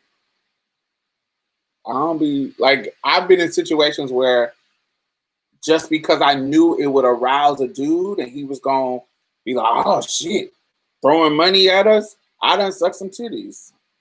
I wasn't turned on by sucking some titties. I was just sucking the titties to make it was for him to get him riled up. So I don't think that the act is always the catalyst to identity. I don't know. I think you liking it, you being attracted, you being turned on, you wanting it on your own, not just for something else. Have you discussed the tea that made Queen Charlotte black on the show, alluding to the rumor about her in real life? Very lightly. I just thought that was common knowledge. For this is the same Queen Charlotte that is named after. I really watched the show yet as a reminder. I don't know if Charlotte is named after that. Maybe, but if she's the Black Monarch, yes.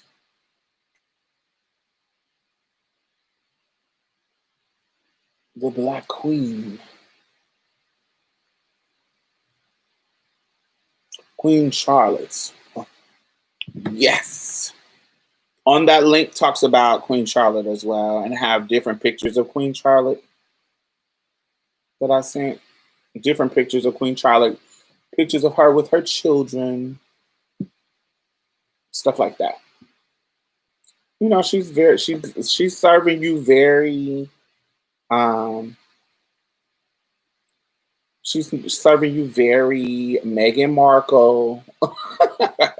Very Meghan Markle, honey.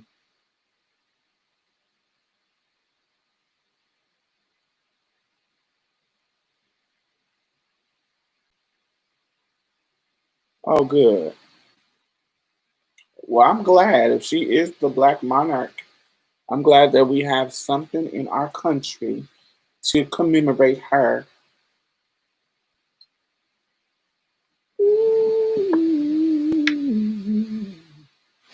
So what else? What other storylines on Bridgerton have we not discussed? Let's talk about so that's another thing. Like they gave Lady Dandry a play because of Lady Dandry.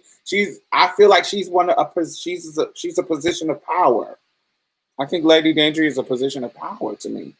So that's another thing that I like that, and I consider Lady Dandry a darker woman, and so her position to me is a position of power. So I feel like it was a balance. We had the girl who was from the poor area who got pregnant, and we got Lady Dandry, who is a noble's woman. Like it to me, they gave me, and she wasn't and then they didn't switch it. They didn't make the dark girl from the poor and make this light skinned girl Lady Dandry. They made the darker girl, the darker woman, Lady Dandry, in the position of power.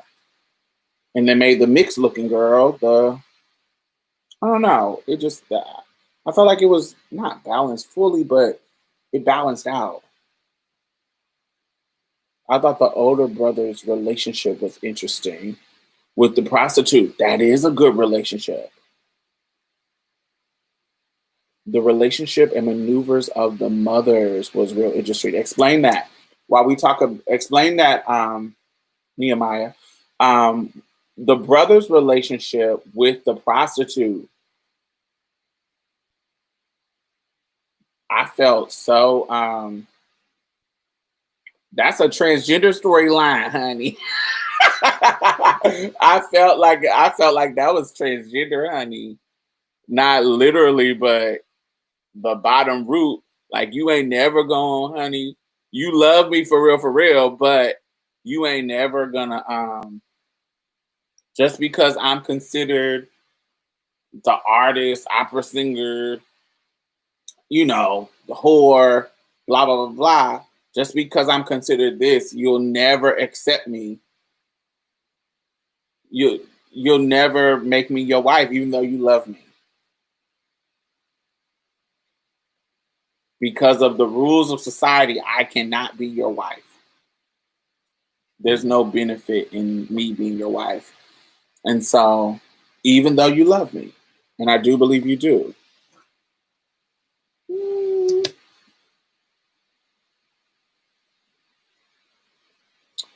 That was transgender storyline. That was a relatable storyline. The brother and the dressmaker.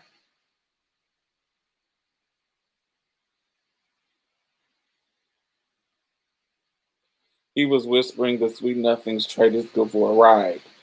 Selling you the sun, moon, and stars, honey. Even though he does, I do feel he has feelings for her.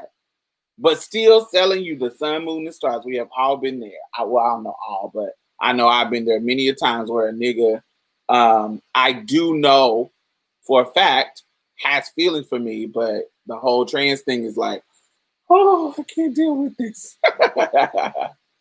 That Featherington mama writing fake letters. And the working around her broke husband. Wasn't he annoying? He wasn't even just broke. He was broke, but also mismanaging money. The Bridgerton mama trying to move her kids around while being respectful of the older brothers. Right. And that's quite annoying to me. That would be annoying to me if I was a mama. But I also, see, I would be like Cersei Lannister, honey. People don't like Cersei on Game of Thrones. But on a basic bottom level, Cersei she was evil, but she wanted to protect her kids. She wanted to protect her position, her kids. And so I'm like that. Just because I don't have, and just remember when she said on one of the episodes, she was like, no, power is power. It ain't just, it ain't just, because Tyrion said, knowing people's secrets is power. She was like, no, power is power. And to me, if I was in this time and I was a mother, that's it. Y'all remember when Papa Lannister, Cersei's daddy, what is it? Tyrion? Not Tyrion. I can't remember his, whatever the Papa Lannister, the big dog daddy. Remember when he was fucking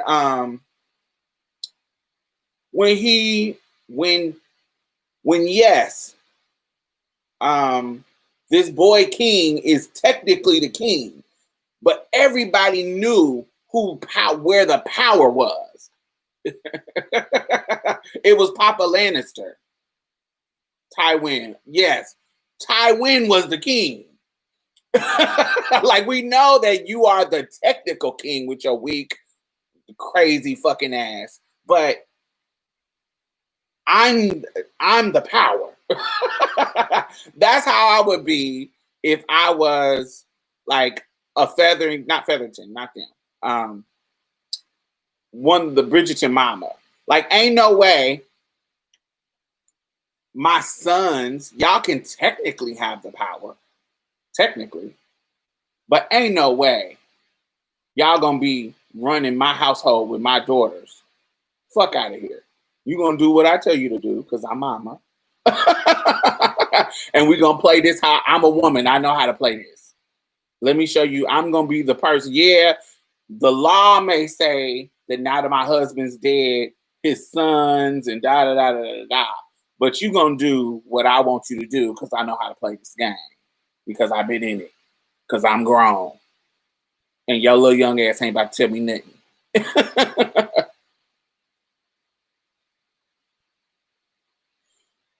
The brains, yes.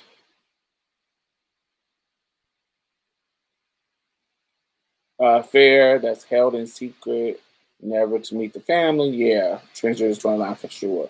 I thought Cersei was a better person than everybody else because she was the most honest. I don't know about most honest. Honest to who? I think her intentions were like every villain. Every villain is the hero in their storyline. Like, every villain has an understandable, unless you're just I'm just killing people. But every good villain has a storyline that you can relate to, where you're like, damn, Cersei was trying to keep her people. She was making, like somebody just said, making patriarchy work for her. Absolutely. I am a beautiful woman in a powerful house. I have seen firsthand how power is not fair. And I never want to be I never want to be in a situation where I don't have control and power. So let me do what I can to be able to protect my children and do what I need.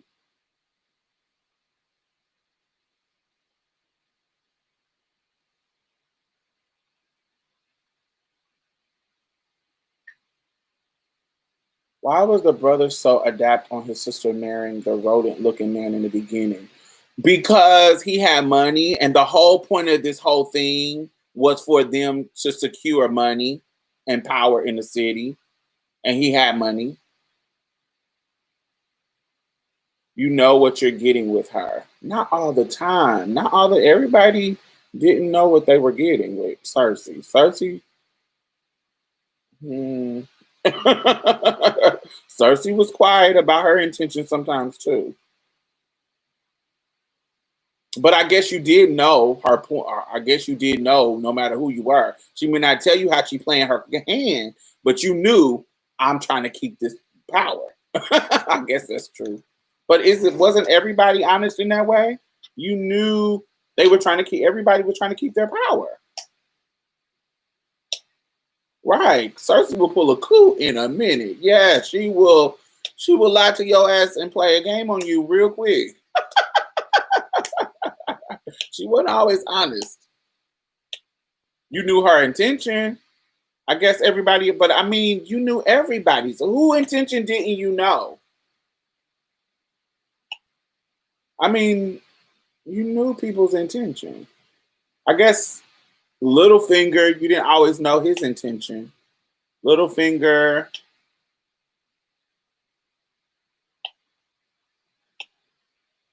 yeah, everybody. Only person I wasn't for sure what their intention was all the time was Littlefinger.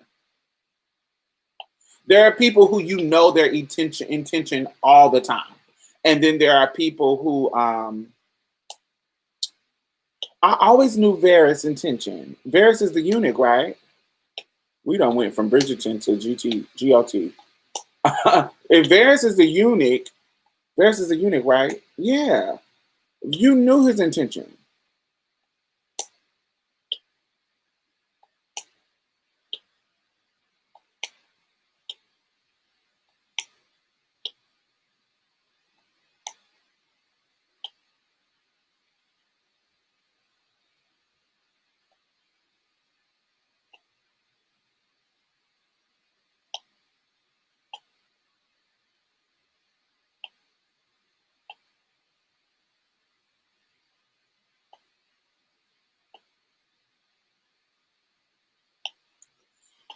But Varys' intention was to protect the realm.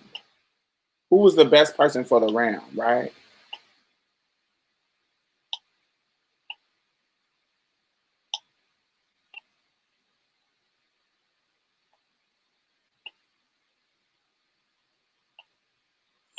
Did we ever get a motive on why Penelope was spilling the tea? Interesting. So let's go back to Bridgerton. We can talk about GTO. I can stop this and start a new one. Let's go back to Bridgerton because I don't want this to be about Game of Thrones. So initially, I thought that she's just a smart girl. Remember she was conversing with the second in line. Remember Daphne's second in line, the one y'all said give big dyke energy. So remember the big girl was friends with her. They were like feminists. They was like, no, we don't want to be these. Well, the big girl wanted to be that, but she also valued her intelligence. She actually valued her intelligence. So I think that she started off being Whistledown just out of I get to express myself. I get to have a voice. I'm the fat girl with no voice. But I also think that what gave her away is what made me know it was her was that she told the tea about the girl's pregnancy. There's only one person who could have benefited from that tea getting out, and that was her. I knew it was the big girl. That wasn't a reveal. When they were trying to throw us off and make it seem like it was the girl from I think the accomplishment was to have a voice. You think so? You see what I'm saying? Like it was none of them had a voice to do anything. So just having an anonymous published voice of what was going on, I think that is the accomplishment.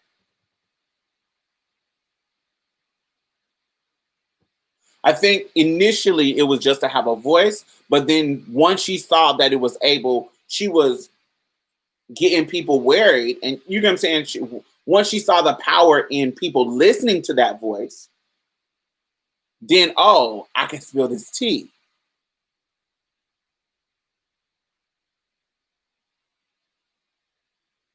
Yes, once they were making it seem like the dressmaker, she really wasn't from France. Remember, she got a fake.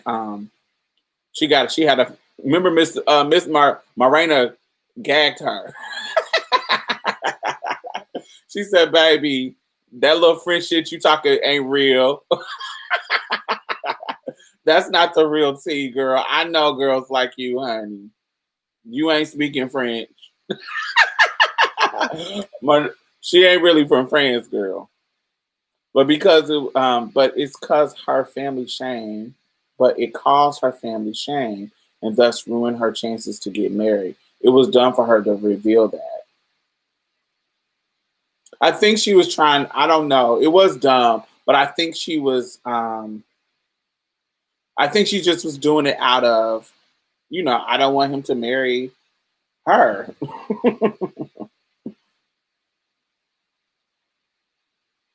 And people do dumb things when they are trying to be haters. Because it'd be different if she only talked shit about the men, but she was real mean to the girls. Honey, she was a fat girl. All the fat girls I know in school knew how to read. And they had a reason to, because these mean girls was mean to them.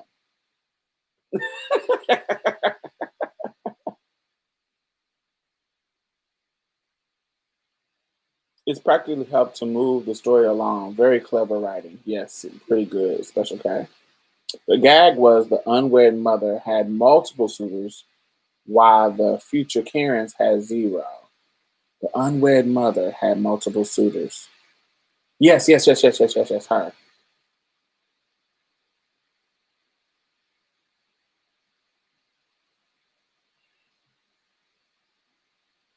I felt like wasn't there somebody that was liking one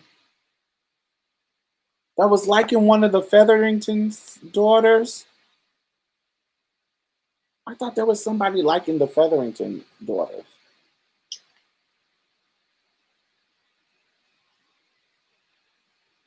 Yeah, it was like, I want to see what's gonna happen. I I'm trying to think. There has to be a queer girl, so I guess the second in line daughter would be the one. Would be the one.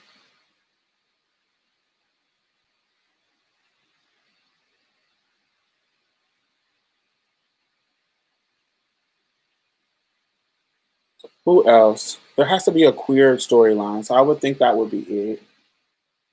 Um, I think the boys is gonna give us the queer gay story. I wouldn't be surprised if they bring some, just because of the time we live in now. I wouldn't be surprised if they didn't bring no tranny shit into the fold.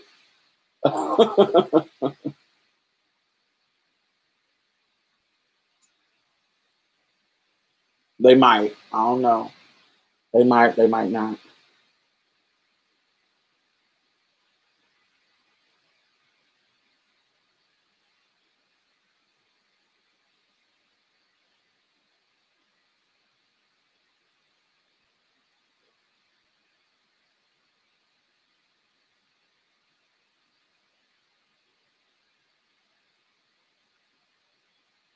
Is that stereotypical? Maybe. I don't know. They might try to bring something in. Got the nerve to be sneezing. We got the Rona going on. No, I don't have no Rona.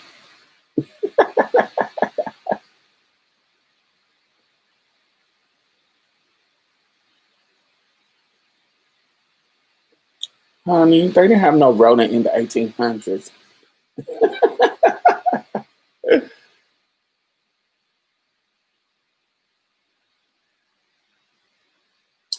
There was some romantic little stuff that I was feeling special. Like when it was raining during a party. I thought that was super cute. I thought that was super romantic. They should have kissed and fell in love. Where the fuck the sister at the end come from? What sister? Which one?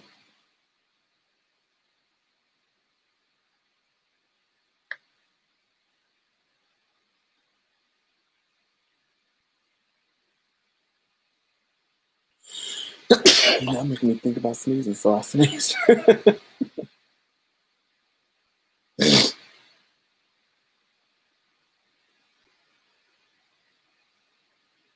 Holding hands in front of the picture. Yes, that was super sweet. I thought that was cute in front of the mama picture.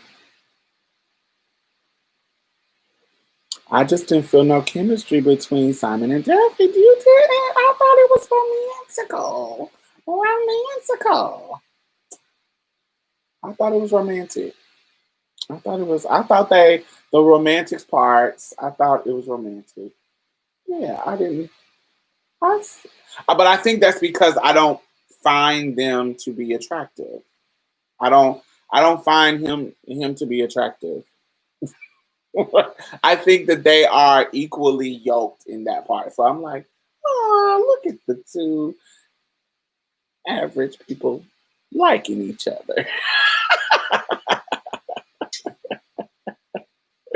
Yeah, I thought it was cute. Do you think they're more to develop with a dark skinned boxer? I hope so. I follow him on Instagram, so I hope I get to see more pictures and somebody leak his nudes. The more popular celebrities get, the more likely nudes will leak. So they need to get popular.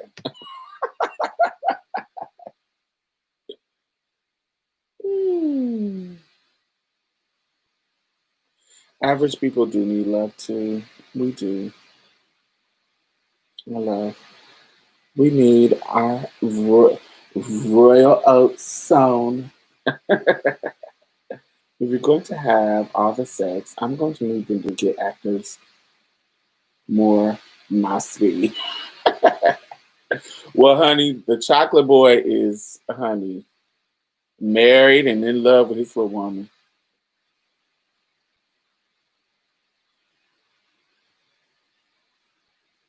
I like that their little relationship too. The boxer and his wife. The wife, you can tell she not wear the pants, but she's in the business too. She ain't weak and just let him handle the business. She like, oh, well, let's pull some of this tea. Let me be in the tea too. I like their little relationship. Oh, I love it. Love it, love it, love it, love it, love it. The sex did nothing for me. I'm trying to think of did the sex. There were some things that I thought was interesting. I don't know. I love how more creative they are being about sex scenes and sex happenings in shows nowadays, like having sex and the pussy getting ate. And we didn't used to see niggas eating pussy on TV on series television. We didn't see niggas eating pussy. So to see that stuff, I thought was cute. Instead of it just oh oh oh oh oh oh oh oh, oh, oh. I feel like we're seeing more, not I don't want to say realistic, but more nuances and sex happenings on shows. What were they alluding to when the Duke dad was like, because the Queen married the King, it elevated black people? But I think that's the rumor, Devi. The rumor was she was an African queen. Like she was of African descent. So it made her part of the monarchy. That's the connection to the real Queen Charlotte. I agree. The first sex scene was okay, but after that, after they got married, the whole storyline felt rushed. I like the sex scene where they first had sex. Yeah, I guess that was the first. Um, I like the sex scene when they were on the ladder. Was she on the ladder? I liked that one, and the one when they had ran through the rain and was at some little coliseum on his grounds. I don't know. I like the scenes. I like them. The older brother and the opera singer had more sex appeal than Simon and Daphne, in my opinion. That's because they're sluts and it's taboo. They weren't classy, married wife and husband. They were infideling, fornicating whoremongers.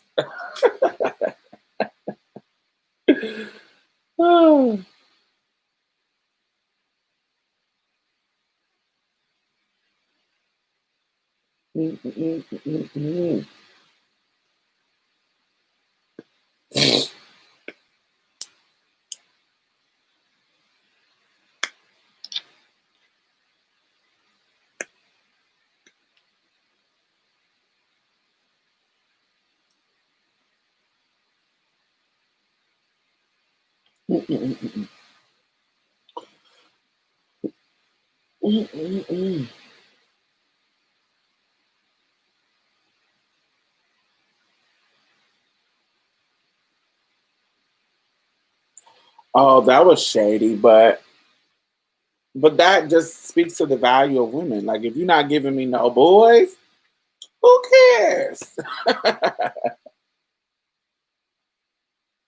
You're not giving me no boys, so child gone.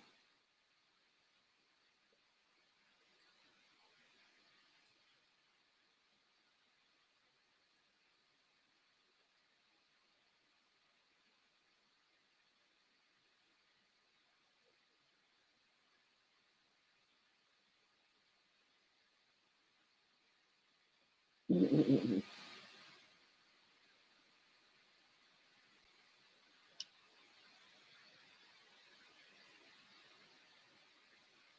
I think they're going to give that to us, Nehemiah. I think that they are going to give us more of that. I, I I hope that storyline. I hope that the Queen storyline. I hope that goes more realistic, and the other people goes, you know, to fake and written shit. But I hope that the Queen Charlotte storyline goes more realistic into how they were not the monarchy was navigating the world.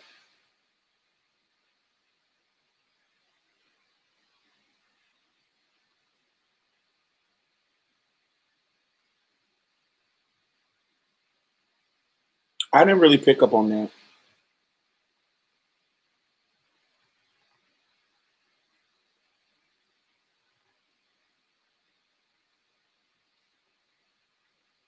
I think once she knew Libra, I think once she knew that it was like love, love, or felt like love, love, she was like, oh, okay, cute.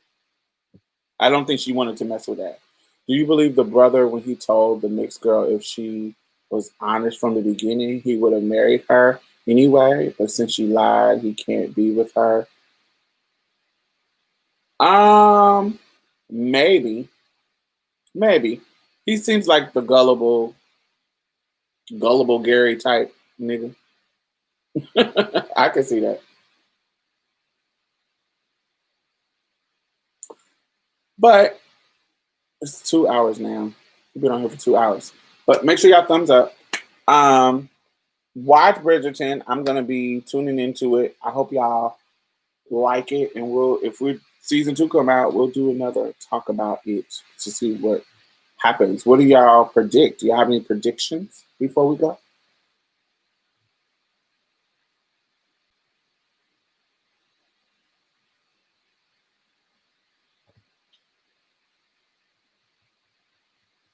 I think Daphne is gonna have a baby, and he's gonna live, but it has to go somewhere else because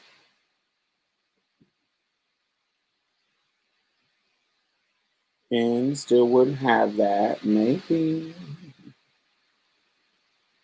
more arguments from Daphne Simon. I don't know. That's gonna get old. They have to do something else with Daphne and Simon. They have to do something else. I don't think Daphne and Simon are gonna make it. They have to do something else because this whole love, love, love, love, love shit. Well, I mean more. I'm sorry. I mean they're gonna have more babies.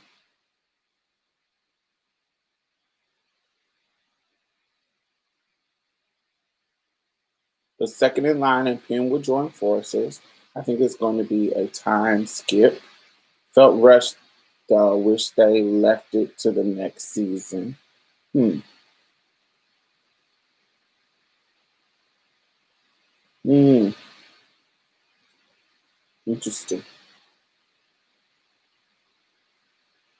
I want more mess from Lady Dandry.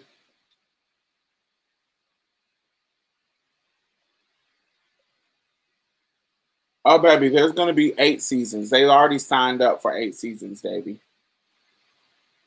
The first season broke records on Netflix. So they already signed up. They already signed contracts for 8 seasons.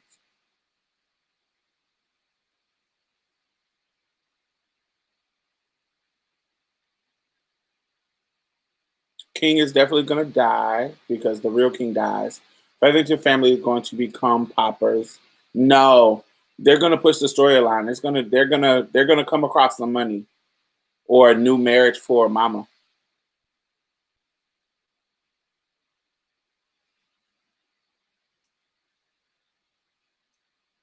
I want a Lady Danger name pie, absolutely, so I can see more of her fashions.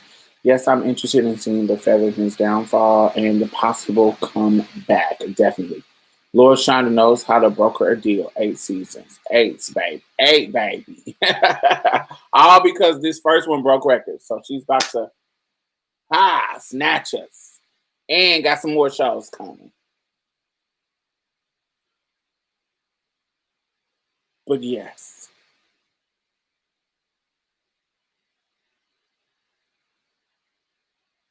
So all right. Well, I will talk to y'all. This is two. Talk to y'all later. Um, this is 2 hours, and so I don't like to go over that. So I will talk to y'all. Be good.